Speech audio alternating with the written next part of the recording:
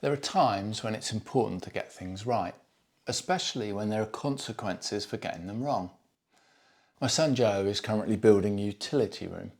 Now, most of the work we've been able to get on together, but there's one part that absolutely has to be done properly: the electrics. Getting that wrong could be costly or, even worse, dangerous. So we've called in an electrician, a guy called Stuart, who's someone that I've used many times before. And I know that when he's finished, the job will be done right. I'm sure you can think of your own examples of things that need to be done properly. Sadly, I can also think of times when I've got things wrong and I've paid a price. One example is buying one of my first cars without really knowing what I was doing. A Fiat X19 sports car. It looked great, but when I got it home I discovered that most of the underside was completely rusted away. Thankfully, my dad stepped in and we returned the car to the garage. I never made that mistake again. Last year I did something I'd never done before. I read the Bible from cover to cover. Actually, when I say last year, I mean that I finished it last year. I actually started a few years earlier. So why did it take me so long? Well, quite simply, some parts were, if I'm honest, a bit boring, and much of it I didn't fully understand. There were passages that I read, and having even read them 2 or 3 times, I still didn't grasp. Often when we think that being a Christian means we should understand everything, that we should get things right, that knowing God is just a matter of reading the Bible and having all the answers.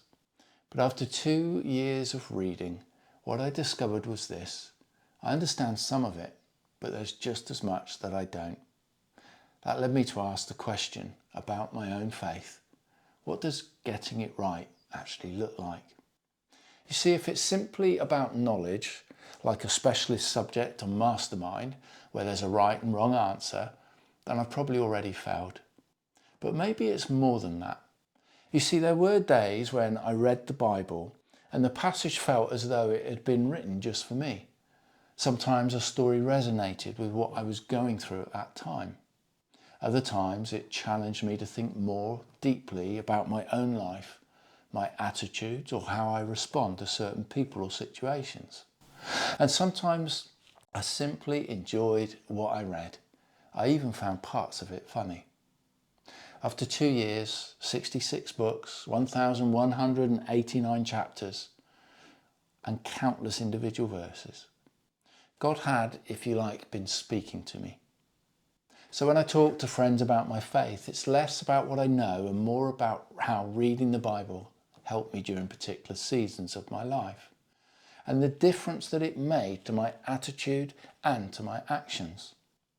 That's what we call a testimony, a retelling of my own experience of God, shared not to impress or instruct, but simply to be honest about what I've lived and learnt. It's not about having all the answers or being able to explain every difficult passage of Scripture. It's about pointing to the moments where faith became real and personal. Often when I talk to friends, they're looking for certainty, for clear explanations and right answers, a way to get it right, if you like. But perhaps what matters more is not an argument or a neatly wrapped up conclusion, but a story. My story matters because it's real. It's grounded in everyday life, in doubts as well as discoveries, in mistakes as well as moments of clarity. And maybe in hearing stories like mine, something stirs in them too.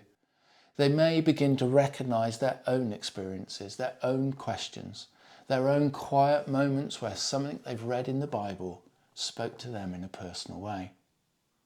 Over time, they may realise that they also have a story of God, a story shaped not by perfect understanding, but by reflection, growth, and the gradual way that faith influences who they are and how they live.